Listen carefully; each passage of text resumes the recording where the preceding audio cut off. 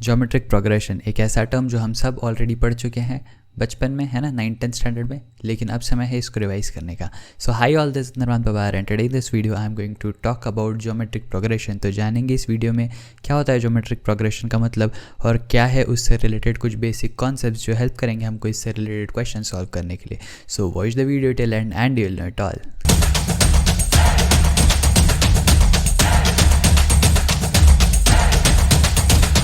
So let's get started with the basic concept of geometric progression. लेकिन before I get started, अगर आप मेरे videos regularly follow कर रहे हैं लेकिन अब तक आपने चैनल को सब्सक्राइब नहीं किया है, so please go ahead and do that, because channel subscribe करने से आपको मेरे आने वाले सभी वीडियोस की नोटिफिकेशन मिलते रहेंगे और आप कोई भी टॉपिक मिस नहीं करेंगे। सही, सो लेट्स गेट स्टार्टेड। सबसे पहले तो समझ लेते हैं कि ज्योमेट्रिक प्रोग्रेशन है क्या चीज़, है ना। तो जैसा कि हो सकता है आप सभी में से बहुत सारे लोगों ने ऑलरेडी मेरा अरिथमेटिक प्रोग्रेशन वाला सीरीज़ देख लिया होगा। अगर नहीं देखा है तो आई वुड हाईली रिकमेंड कि आप पहले अरिथमेटिक प्रोग्रेशंस देख लेना, क्योंकि कहीं कहीं पे कुछ कुछ रेफरेंसेस आएंगे। भले ही हम डायरेक्टली अरिथमेटिक प्रोग्रेशन को यहाँ पर यूज़ नहीं करेंगे, लेकिन जो जो चीज़ें हम ऑलरेडी अरिथमेटिक प्रोग्रेशन में पढ़ चुके हैं वही सारी चीज़ें हम यहाँ ज्योमेट्रिक प्रोग्रेशन में पढ़ने वाले हैं। लेकिन डिफरेंस बस ये है कि अरिथमेटिक और ज्योमेट्रिक में जो जो डिफरेंसेस है वो चीज़ें हम यहाँ पे फिगर आउट करेंगे, ठीक है। तो बेसिकली अरिथमेटिक प्रोग्रेशन अगर आपने देखा हुआ है तो आपको हेल्प होगी समझने में कॉन्सेप्ट के डिफरेंसेस क्या है, और आपको फिगर आउट करना आसान हो जाएगा। सही है, इसलिए आई वुड हाईली रिकमेंड कि आप पहले अरिथमेटिक प्रोग्रेशन की सीरीज़ देख लें और उसके बाद हम यहाँ पे आके ज्योमेट्रिक प्रोग्रेशन को डिस्कस करें। सही, ओके। सो ज्योमेट्रिक प्रोग्रेशन को समझने का ट्राई करते हैं। सबसे पहले ज्योमेट्रिक प्रोग्रेशन क्या है। ज्योमेट्रिक प्रोग्रेशन एक ऐसी सीरीज़ है जहाँ पे हर टर्म में एक कॉमन नंबर मल्टीप्लाई करने से आपको नेक्स्ट टर्म मिलेगा। क्या बोला मैंने? ज्योमेट्रिक प्रोग्रेशन एक ऐसी सीरीज़ है जिसके हर एक टर्म में एक कोई कॉमन नंबर मल्टीप्लाई करने से आपको नेक्स्ट टर्म मिला करेगा। जैसे मान लेते हैं मेरे पास एक नंबर है 2। अब मैं इसमें मल्टीप्लाई कर रहा हूँ 3, ठीक है। तो 2 3 से कितना हो जाएगा? 6 हो जाएगा। 6 3 से कितना हो जाएगा? 18 हो जाएगा। सही है। 18 3 से कितना हो जाएगा? 18 3 से यह आ जाएगा 54।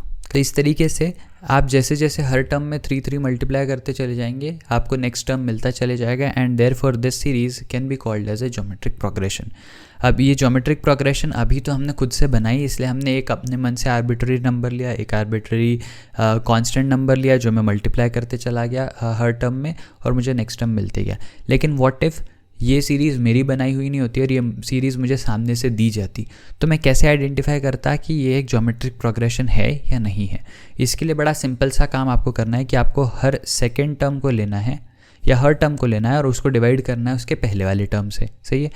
तो देखो 6 डिवाइडेड बाई 2 करने से आपको 3 मिलेगा, 18 डिवाइडेड बाई 6 करने से आपको 3 मिलेगा, 54 डिवाइडेड बाई 18 करने से अगेन आपको 3 मिलेगा। तो अगर आपको हर टर्म को उसके पहले वाले टर्म से डिवाइड करने पे कांस्टेंट या कॉमन नंबर मिलते चले जा रहा है तो आप बोलोगे कि this progression is a geometric progression. सही है क्या?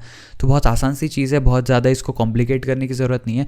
बहुत सिंपली ये समझ लो कि हर टर्म जब आपको ज्योमेट्रिक प्रोग्रेशन बनाना हो तो हर टर्म को आपको एक कांस्टेंट नंबर से मल्टीप्लाई करते जाना पड़ेगा in order to keep getting the next term.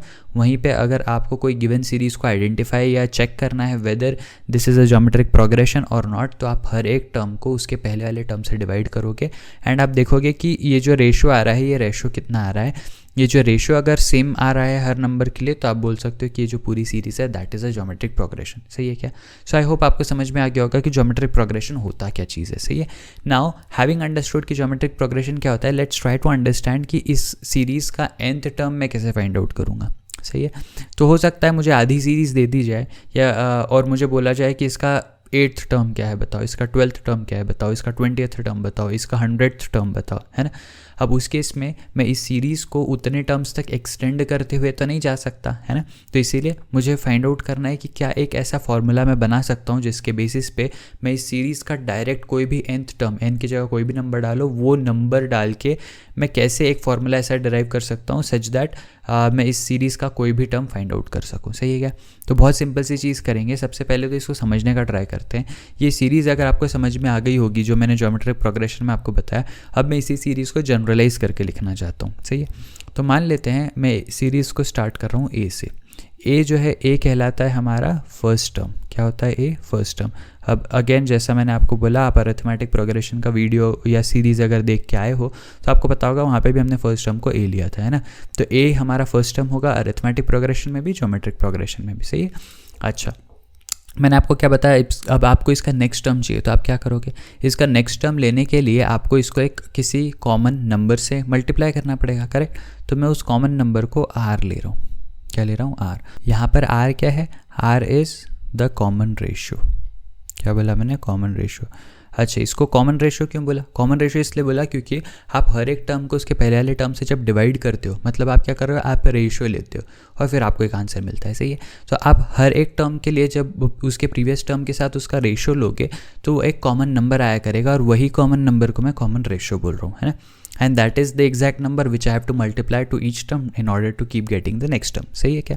तो मैं आर को कॉमन रेशियो बोल रहा हूँ और यही आर को मैं हर टर्म में मल्टीप्लाई करते चले जाऊँगा in order to keep getting the next term, सही है।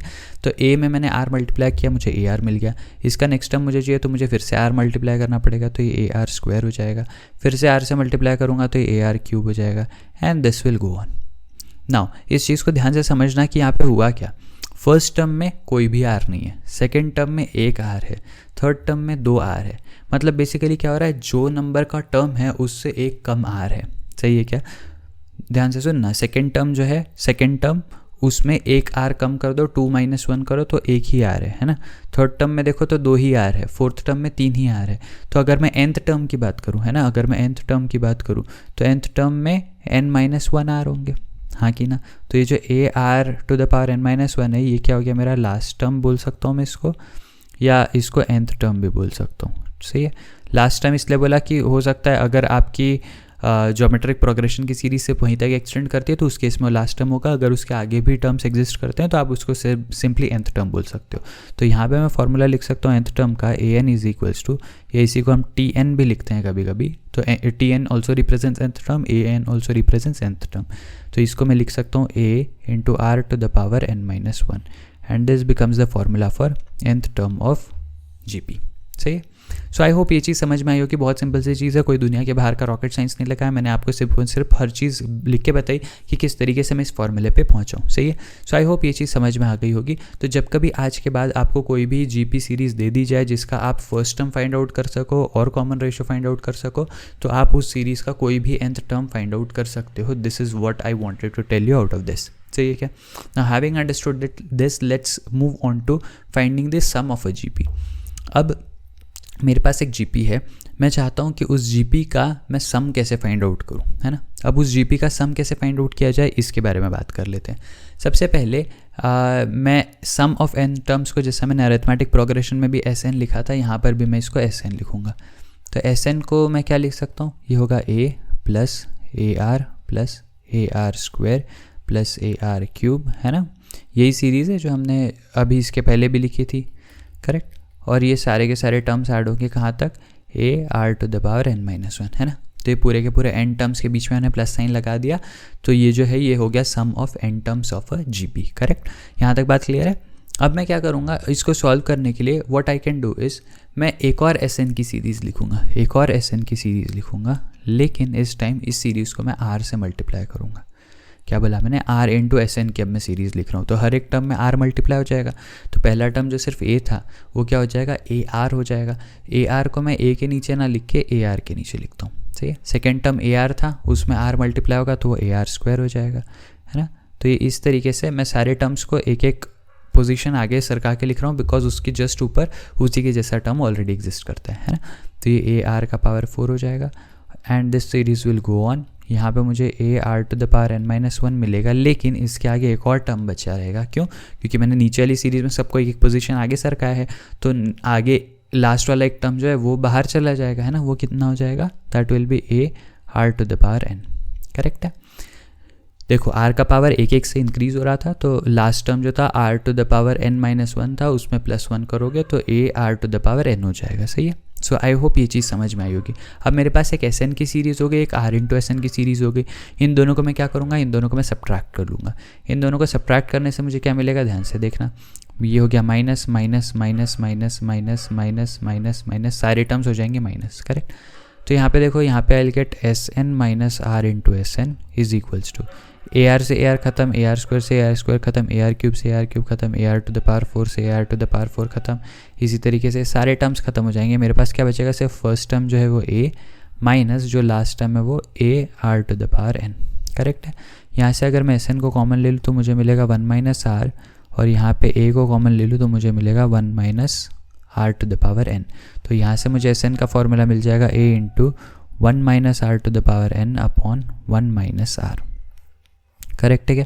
तो ये बन गया मेरा एस एन का formula. So this is the formula for sum of n terms of GP. Correct है।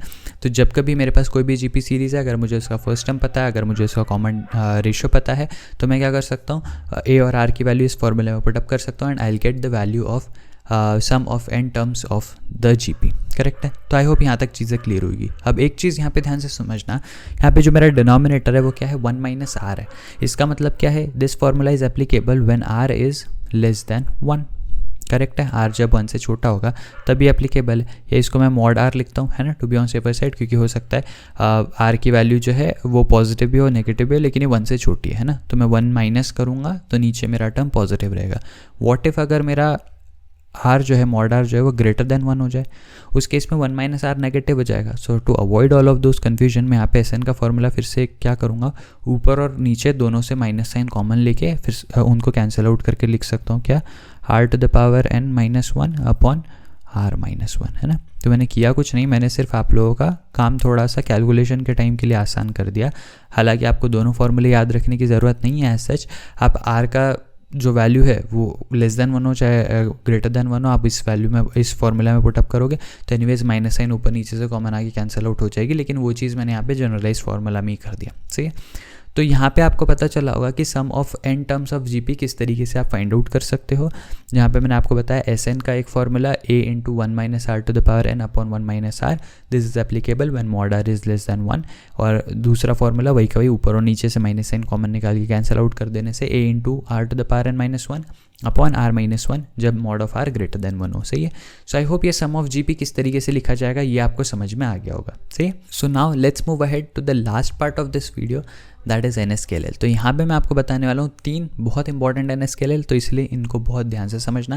लेकिन before I get started with this, अगर आप ये वीडियो यहाँ तक देख रहे हैं और ये वीडियो आपके नॉलेज में थोड़ा भी वैल्यू ऐड कर रहा है, सो प्लीज़ इस वीडियो को अभी कभी लाइक कर देना और चैनल को सब्सक्राइब कर देना अगर अब तक नहीं किया है। साथ ही साथ इस वीडियो को अपने सभी फ्रेंड्स के साथ शेयर कर देना जो आप ही के साथ किसी न किसी कॉम्पिटिटिव एग्जाम के लिए एप्टीट्यूड का प्रिपरेशन कर रहे हो, बिकॉज अगर ये वीडियो आपकी हेल्प कर रहा है तो हो सकता है ये वीडियो उनकी भी हेल्प कर दे। सही है।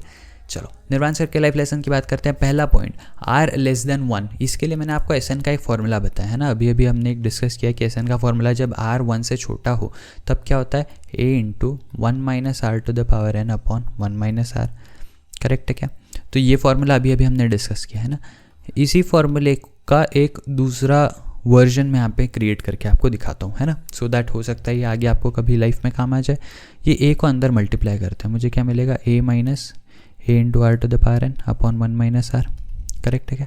चलो अब यहाँ से मैं क्या करूँगा, ए माइनस ये a are to the power n है ना, क्या मैं इसको a are to the power n minus 1 into r ऐसा लिख सकता हूँ, है ना। मैंने क्या किया, a are to the power n जो था उसको तोड़ के आर का power n minus 1 into r ऐसा लिख दिया। करेक्ट है। और इसको मैं डिवाइड करूँगा किससे, 1 माइनस आर से। अब यहाँ पे देखो एक चीज़ ध्यान से समझना है, यहाँ पे ए क्या है, ए मेरा फर्स्ट टर्म है, ए क्या है मेरा फर्स्ट टर्म है, first term of GP, minus a are to the power n minus 1 क्या है, लास्ट टर्म ऑफ जीपी है ना। तो मैं इसको लिख सकता हूँ लास्ट टर्म, तो ये हो गया first term minus last term will get multiplied by r और ये डिवाइड होगा 1 माइनस आर से। तो ये भी एस एन का एक फॉर्मूला है ना।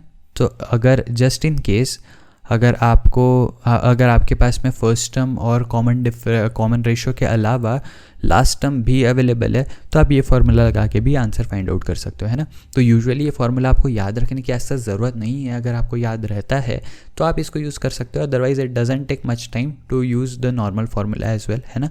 बस वो हो जाएगा कि आपको आर का पावर एन जो है वो अगर बड़ा नंबर कोई आ रहा होगा तो आपको उसको सॉल्व करने में थोड़ा सा टाइम लग सकता है। तो उन केसेस में आप ये, अगर आपको लास्ट टर्म पता है तो आप directly first term minus last term into r upon 1 minus r करके इसको सॉल्व कर सकते हो। सही है। And having understood this, same to same चीज़ आर ग्रेटर देन 1 के लिए भी कर सकते हैं।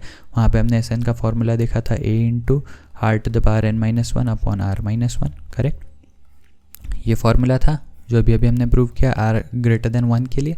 तो यहाँ पे भी अगेन मैं ए को अगर अंदर मल्टीप्लाई कर दूँ तो मुझे मिलेगा a are to the power n minus a upon r minus 1, यहाँ से भी मैं r to the power n को स्प्लिट कर सकता हूँ a r to the power n minus 1 into r के साथ, माइनस मिलेगा a अपॉन रहेगा r माइनस 1. तो आई कैन राइट कि this is nothing but last term into r, है ना, last term into r minus first term. Correct है. और ये डिवाइड हो जाएगा किस चीज़ से, ये डिवाइड हो जाएगा r माइनस 1 से. तो ये भी आपके पास दो फॉर्मूले बन गए किस चीज़ के, r लेस देन 1 और r ग्रेटर देन 1 के केसेस में सम ऑफ सीरीज़ के. हाउएवर ये फॉर्मूले बहुत ज़्यादा इंपॉर्टेंट नहीं है, अगर आपको याद रहते हैं तो बहुत अच्छा है, आपका कैलकुलेशन का टाइम काफ़ी सारा सेव हो जाएगा. लेकिन ऐसा भी नहीं है कि ये फॉर्मूले अगर आपको याद नहीं है तो आप क्वेश्चन में अटक जाओगे और आपको कुछ आएगा ही नहीं सॉल्व करना, है ना. अगर आपको a और r पता है तो आप जो हमारे बेसिक फॉर्मूले जो हमने पढ़ रखे हैं उनको भी यूज़ करके इसी तरीके से सॉल्व कर सकते हो. सही. And let's move ahead to the last part of this video, that is sum of infinite terms of GP. this is the third n scalar जो मुझे यहाँ पे आपके साथ डिस्कस करना था. तो अभी तक तो हमने देखा कि n टर्म्स अगर है किसी भी GP के तो मैं उसका सम कैसे फाइंड आउट करूँ. Now how can I find out the sum of infinite terms of a GP. What if there is a GP जो इनफाइनाइट टर्म्स तक चल रही है, उसका सम कैसे फाइंड आउट किया जाए. सो इन दिस केस ध्यान से देखना इस बात को, हमने फॉर्मूला क्या पढ़ रखा है, S n is equals to a into 1 minus r to the power n upon 1 minus r. correct. and this was applicable when mod r was less than 1. correct. अब mod r less than 1 है, मतलब mod r जो है या जो r की value है वो कोई फ्रैक्शन में है जो 1 से छोटा है. करेक्ट. तो मतलब 0 पॉइंट समथिंग के फॉर्म में r की वैल्यू है. करेक्ट. ये 1 से छोटी है, ध्यान रखना. अब जब आप इसका पावर करने लगते हो तो ये चीज़ आपको पता होगी कि 1 से बड़े किसी भी नंबर का जैसे जैसे आप पावर बढ़ाते हो उसकी वैल्यू बढ़ते चली जाती है, लेकिन 1 से छोटा कोई भी नंबर हो उसका पावर जितना बढ़ते चले जाएगा उसकी वैल्यू उतनी ही छोटी होती चली जाएगी.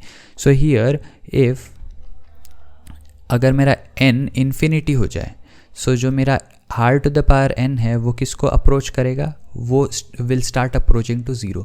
क्यों? क्योंकि r मेरा 1 से छोटा है, जैसे जैसे इसका पावर बढ़ेगा वो और छोटा होते जाएगा और छोटा होते जाएगा. इसका पावर जैसे इन्फिनिटी हो जाएगा वो इतना छोटा हो जाएगा कि r to the power n almost 0 हो जाएगा. एंड इन दैट केस मेरा फॉर्मूला जो है एस एन का वो बन जाएगा एस इन्फिनिटी a, यहाँ पे आएगा 1 minus 0 upon 1 minus r. Correct. तो यहाँ पे I will get S infinity का formula is a upon 1 minus r. Correct है. सो आई होप ये कैसे मैंने सॉल्व किया आपको समझ में आया होगा, है ना. तो मैं यहाँ पे इस स्क्रीन को करता हूँ क्लियर और यहाँ पे आपको दिखा देता हूँ इसका फॉर्मूला. तो एस इन्फिनिटी का फॉर्मूला क्या होता है, a upon 1 minus r, and this is applicable only when mod r is less than 1. अब मॉड आर ग्रेटर देन 1 के केस में क्या होगा सर, तो ग्रेटर देन 1 के केस में तो डेफिनेटली आर अगर 1 से बड़ा है, मतलब आप एक कोई पॉजिटिव नंबर है ना, जिसको आप पॉजिटिव नंबर या नेगेटिव नंबर है जिसको आप कंटिन्यूसली मल्टीप्लाई करते जा रहे हो, तो इस वजह से क्या होगा, वैल्यूज़ कंटिन्यूसली बढ़ती चली जाएगी और उसका सम आप देखोगे तो इधर पॉजिटिव इन्फिनिटी वैल्यू आएगी या नेगेटिव इन्फिनिटी वैल्यू आएगी. इसकी कोई फाइनाइट वैल्यू नहीं आएगी. फाइनाइट वैल्यू एक इनफाइनाइट जीपी की सिर्फ तभी आ सकती है सम ऑफ जीपी की जब कभी आपका मॉड आर लेस देन 1 हो. क्यों? क्योंकि मॉड आर लेस देन 1 होने से हर एक सब्सिक्वेंट टर्म एग्जिस्टिंग टर्म से छोटा होते चले जाएगा, है ना. और जैसे जैसे टर्म छोटे होते चले जाएंगे वो कॉन्वर्ज होते जाएगा टुवर्ड्स 0.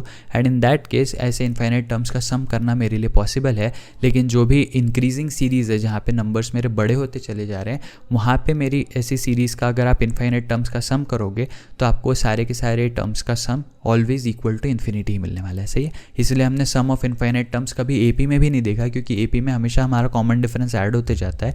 तो आइदर नंबर्स बड़े होते चले जाते हैं इन पॉजिटिव डायरेक्शन या वो छोटे होते चले जाते हैं नेगेटिव डायरेक्शन. एंड इसीलिए अगर आप infinite terms of an AP का सम कर लोगे तो आपको आइदर पॉजिटिव इन्फिनिटी मिलेगा या नेगेटिव इन्फिनिटी मिलेगा, लेकिन आपको कोई भी फाइनाइट वैल्यू कभी नहीं मिलेगी. सही है. सो आई होप आज की वीडियो में डिस्कस की गई सारी चीज़ें आपको समझ में आई होगी. अगर आपको इस वीडियो में डिस्कस किया गया किसी भी कॉन्सेप्ट या कोई भी टॉपिक से कोई भी कन्फ्यूजन या डाउट हो तो प्लीज़ मुझे कमेंट सेक्शन में लिख के बताना. I will be more than happy to help you out with it. इसके अलावा अगर आपके पास इस वीडियो के लिए कोई भी पॉजिटिव या नेगेटिव फीडबैक है तो प्लीज़ मुझे वो भी लिख के बताना. I will be more than happy to read it out and improvise the same in the coming videos. So yeah, so I'll see you again in the next video. Till then, be happy, be safe, take care, bye bye.